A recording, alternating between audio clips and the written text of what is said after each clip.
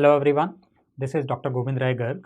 In this video, we will discuss the explanations of the recall questions which were asked in FMG December 2021. Okay, so starting with the first question, a person presented to emergency in comatose state, person is in coma after consuming some unknown poison. So there is some poisoning. Excessive sweating is apparent.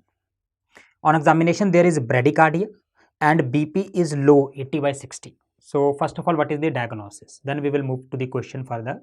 So there is sweating, that means secretions are more. There is bradycardia, there is hypotension. So that is organophosphate poisoning, or we can say cholinesterase inhibitor poisoning. And what is the antidote for the cholinesterase poisoning? So we all know antidote for the anticholinesterase poisoning is atropine. Atropine is a drug of choice for organophosphate poisoning. Revising the main clinical features of organophosphate poisoning. So there are increase in all these secretions. There will be sweating, there will be diarrhea, there will be urination, there will be salivation, all secretions increase. Second, there will be pinpoint pupil, which is not given in this question. Pinpoint pupil is also an important point. And third important thing is there is low BP and heart rate. Heart rate and BP are low. These are the characteristic features of organophosphate poisoning. And the drug of choice for organophosphate poisoning is atropine. Okay, oximes can also be used, but drug of choice is atropine. Okay, so moving to next question. Drug used for treatment of pregnancy induced hypertension. There are several drugs that are used in pregnancy induced hypertension. So the most commonly used drugs are two. Drug of choice is labetalol, oral labetalol, and another drug which is very commonly used is methyl dopa, alpha methyl dopa. Okay. The other drugs which are safe, you can remember, are for hypertension in pregnancy. They are remembered as better mother care during hypertensive pregnancy. These are the safe drugs for hypertension in pregnancy, or we can say pregnancy induced hypertension. BET stand for beta blockers, and the beta blocker which is a drug of choice is labetalol. So labetalol is a drug of choice.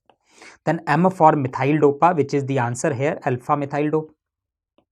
C is clonidine. Clonidine is also safe for hypertension in pregnancy. Then D for dipens like amlodipine, nifedipine, etc. HY is hydralazine. Hydralazine is also safe, but hydralazine, it is given IV. So it is used for hypertensive emergencies, not for routine pregnancy induced hypertension. It is only for hypertensive emergencies in pregnancy. And then PR means prazosin. Prazosin means alpha blockers. Alpha blockers are also safe in pregnancy. Okay, so these are the safe drugs for hypertension in pregnancy, and most commonly used are two, labetalol and methyl dopa. Okay, so answer here is methyl dopa.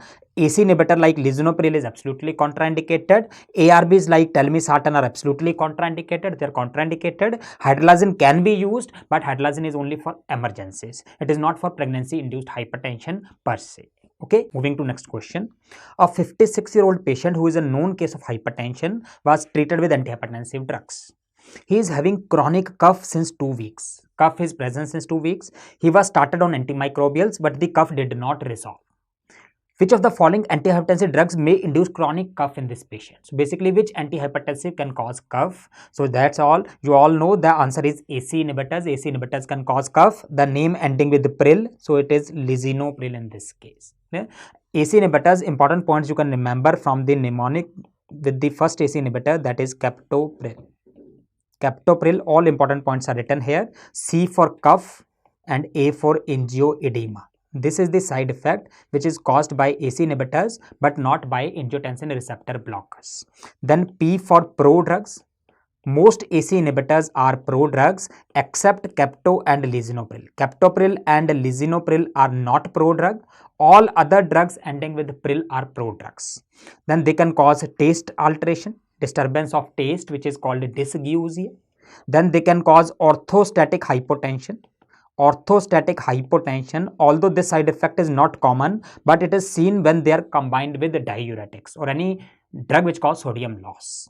Then these are the three contraindications of ACE inhibitors, that is pregnancy. ACE inhibitors are absolutely contraindicated in pregnancy. R is renal artery stenosis, particularly when it is bilateral renal artery stenosis, and I is increased potassium, that means hyperkalemia. Okay. Then L is they lower the risk of diabetic nephropathy. ACE inhibitors decrease the risk of diabetic nephropathy. In other words, they are very good drug for diabetic patients. Okay? So these are the important points, and the first mnemonic, the first letter of the mnemonic, they says it can cause cough. So ACE inhibitors can cause cough. Answer is pril, lisinopril. Okay, moving to next question. A professor in a medical college is teaching students about the adverse effects of a drug.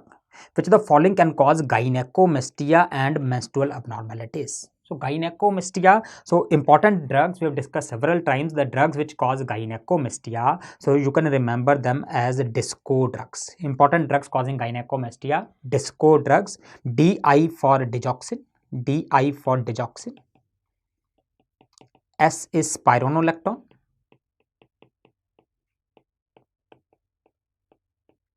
C is cimetidine. And you can also remember sometime disco, you can remember the disco with K. If it is K, it is ketoconazole. And O are estrogens. Estrogens like OCPs. So these are the important drugs which can cause gynecomastia. So you can see gynecomastia caused by, answer will be spironolactone. Easy one. Okay. So moving to the next question. A 25-year-old patient presented to emergency with head trauma due to road traffic accident. There is road traffic accident. In hospital, patient developed seizures. Emergency CT scan revealed widespread cerebral edema. So this person is having cerebral edema. What is the diuretic of choice? So you all know for cerebral edema, the diuretic of choice is osmotic diuretics like mannitol. So the answer is easy one, mannitol. But several students got confused that there is head trauma, so there will be intracranial hemorrhage. Remember, mannitol is contraindicated during active cerebral hemorrhage. But head trauma never says that it is bleeding. Okay? So all head traumas do not present with bleeding. So unless they specifically mention that there is intracranial bleed, then we will not give mannitol. But if it is not mentioned, then we will give mannitol. In fact, other diuretics are not effective in case of cerebral edema. So answer will be mannitol in this case. So one thing about mannitol you remember, it is drug of choice for cerebral edema. Cerebral edema. But it is contraindicated or avoided, number one, during active cerebral bleeding.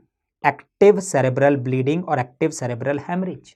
Second, it is also contraindicated in left ventricular failure, or we can say pulmonary edema.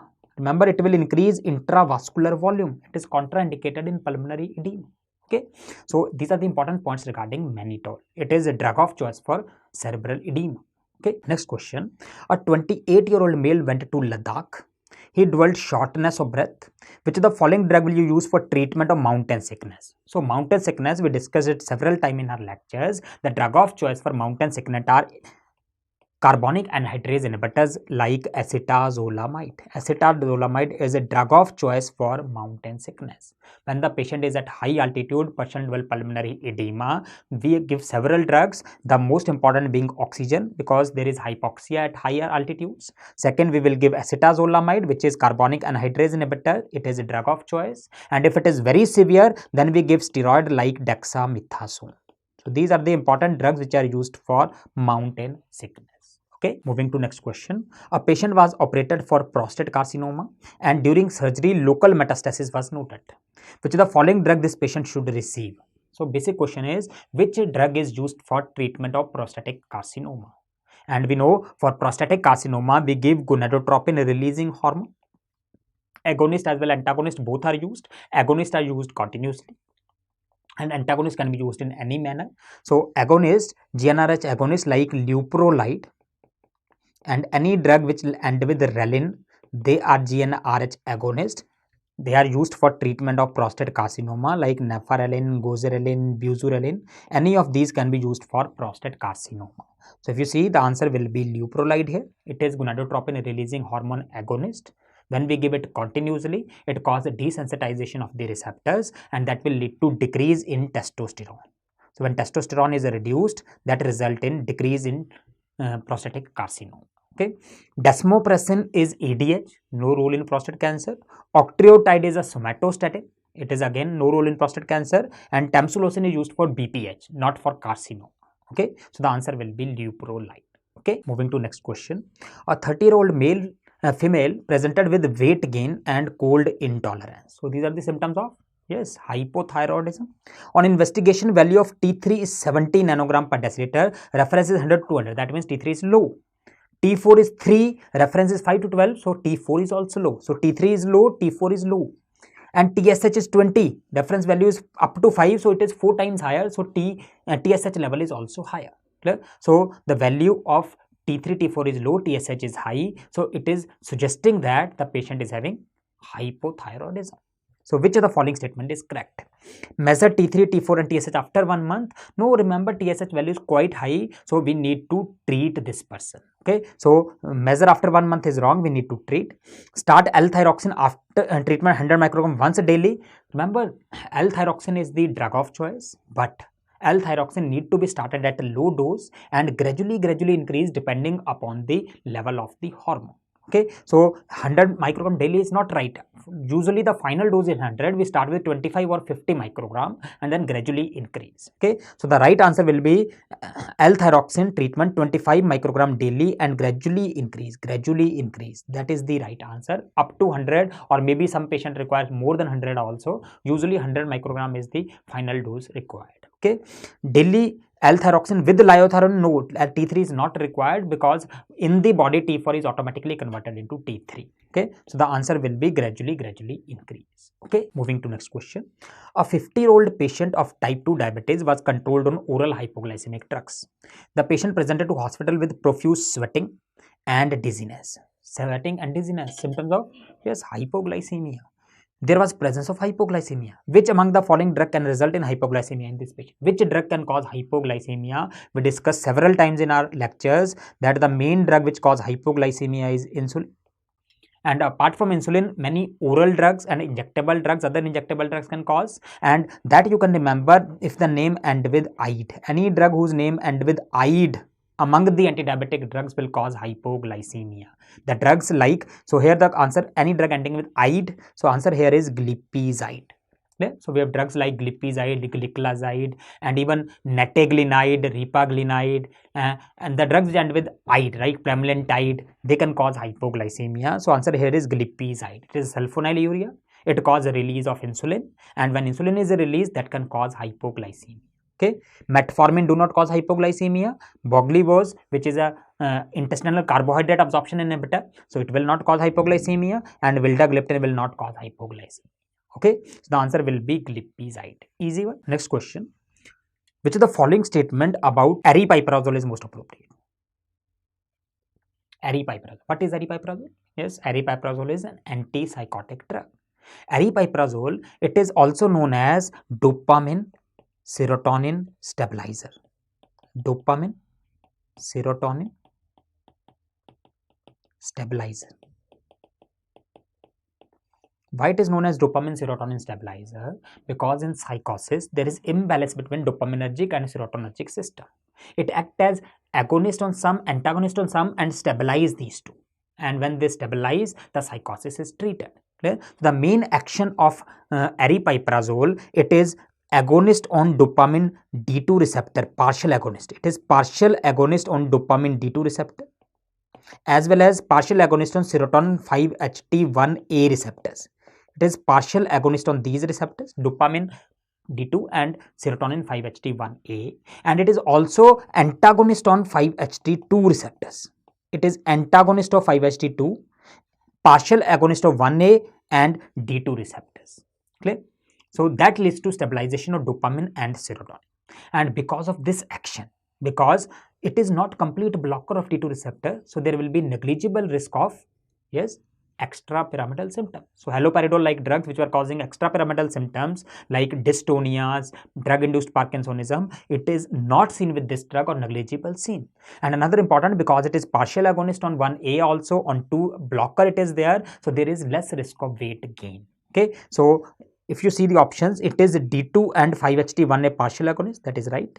with less extrapyramidal symptoms, yes, and less weight gain, yes. So all these are right. So option A is the answer here.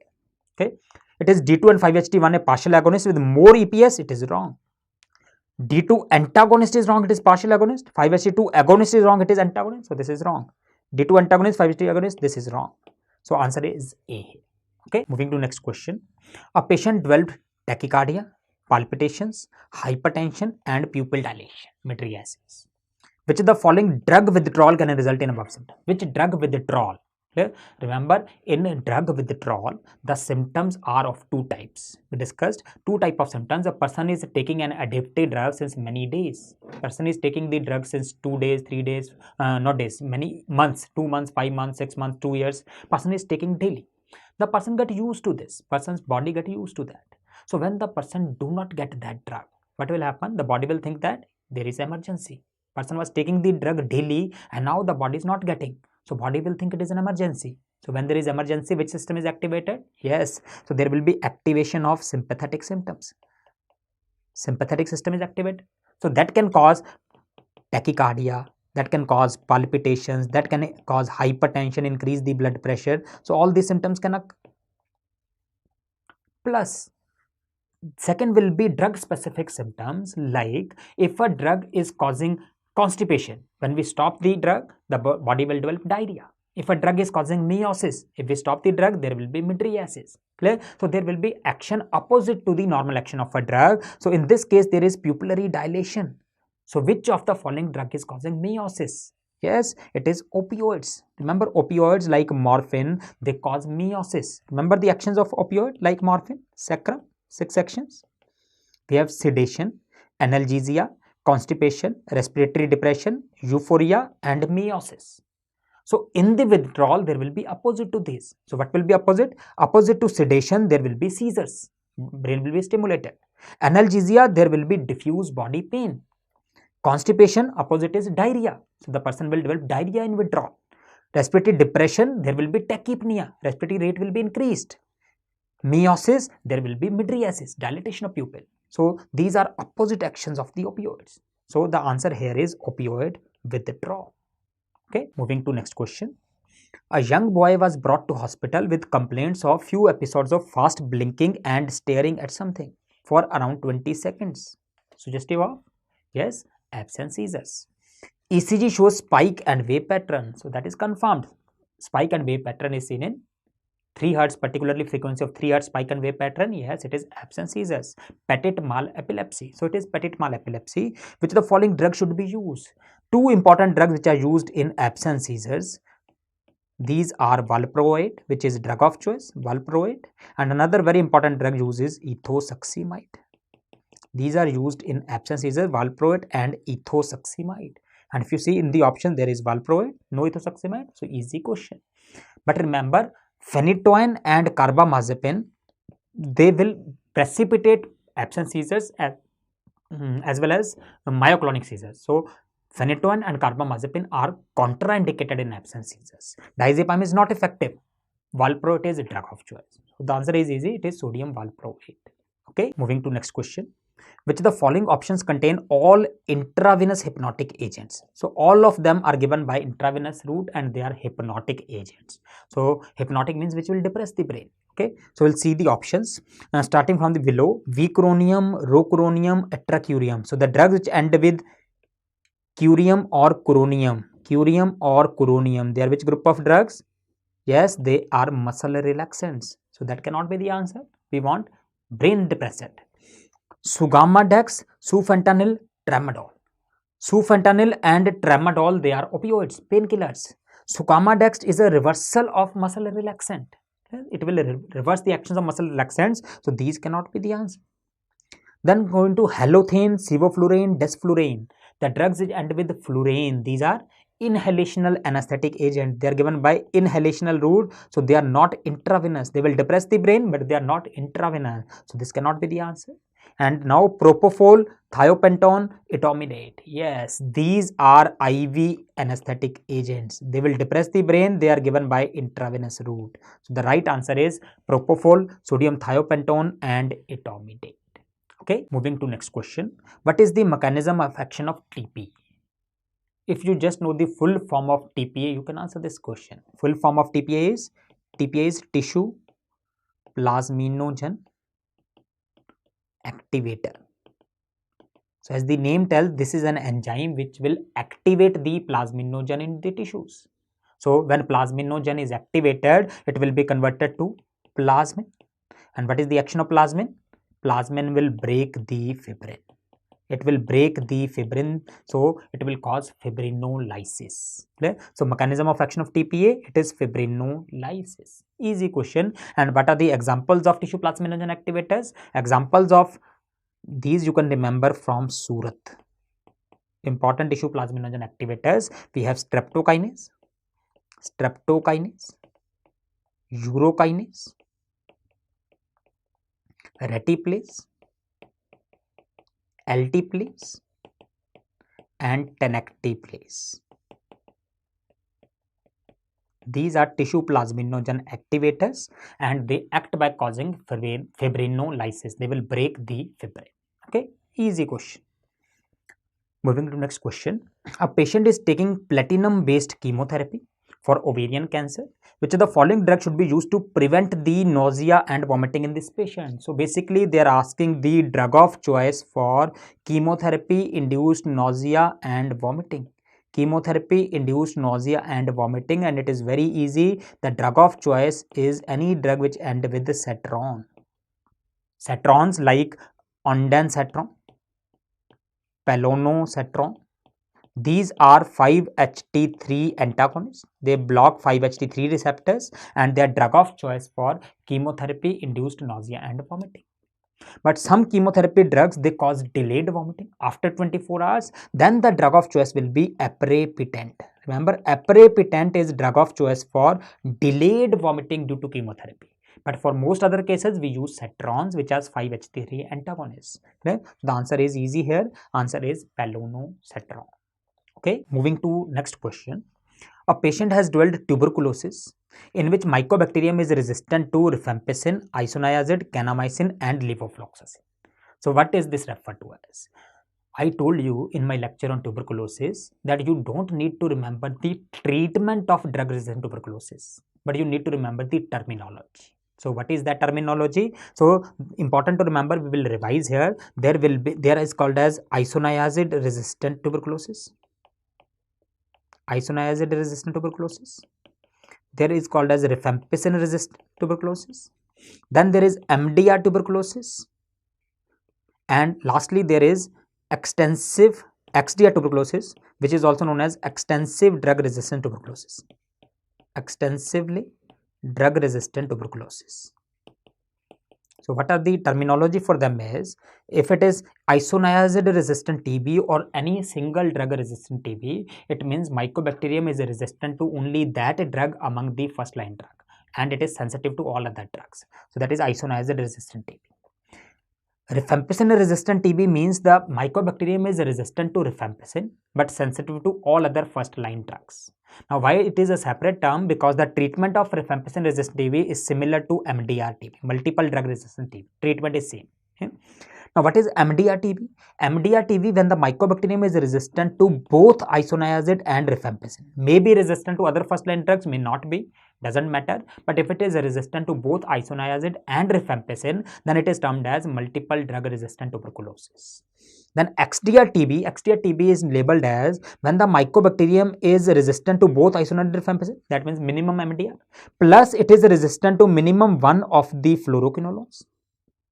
It may be levofloxacin, moxifloxacin like drugs, and minimum one of the injectable drugs like kanamycin, capreomycin, amikacin, one of the injectable drug. So when it is resistant to both H and R, one fluoroquinolone minimum and minimum one injection, then it is termed as extensively drug resistant tuberculosis, XDR TB. Okay, so it here mycobacterium is resistant to rifampicin isoniazid, that means MDR, plus kanamycin, that means injection, plus levofloxacin, that means fluoroquinolone. So it is extensively drug resistant tuberculosis, XDR TB.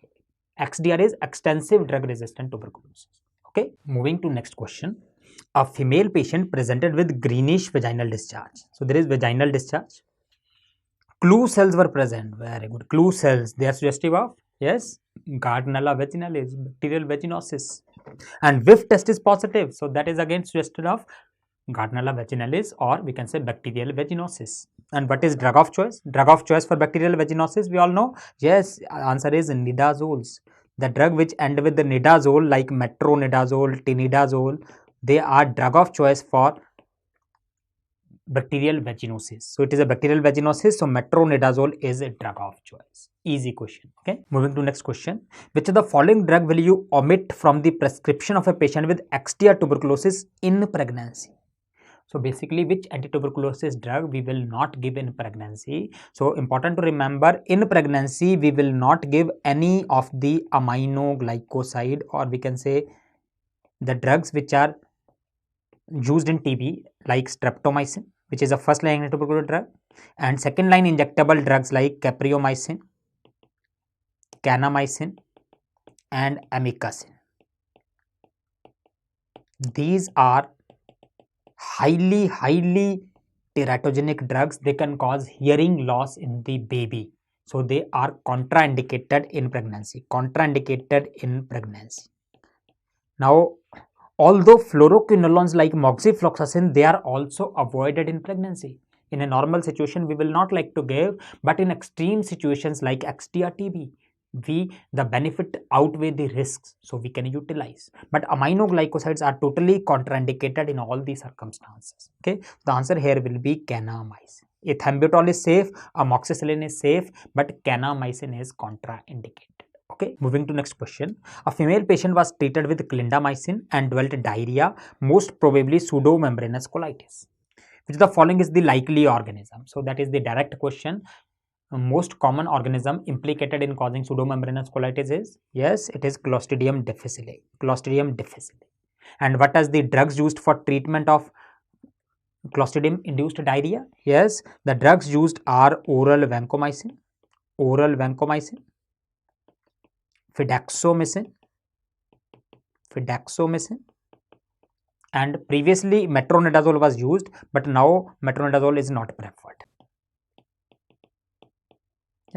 Now, latest information, fidaxomicin has now become the drug of choice. Previously, it was oral vancomycin. Now, fidaxomicin has become the drug of choice for pseudomembranous colitis. Okay. Next question is very easy. Mechanism of action of doxycycline. Doxycycline is one of the tetracyclines. And tetracyclines, we know they act by inhibiting the protein synthesis. Okay, so it is a protein synthesis inhibitor. If we revise, which drug inhibit protein synthesis? So some drug bind to 30S ribosome, some drug bind to 50S ribosome. So you can remember buy at 30 and sell at 50. So 30 पे खरीद के 50 में बेच दो. So at means aminoglycoside, A for aminoglycoside and T for tetracyclines, they bind to 30S ribosome, and 50S ribosome drugs binding are remembered as cell. These are chloramphenicol,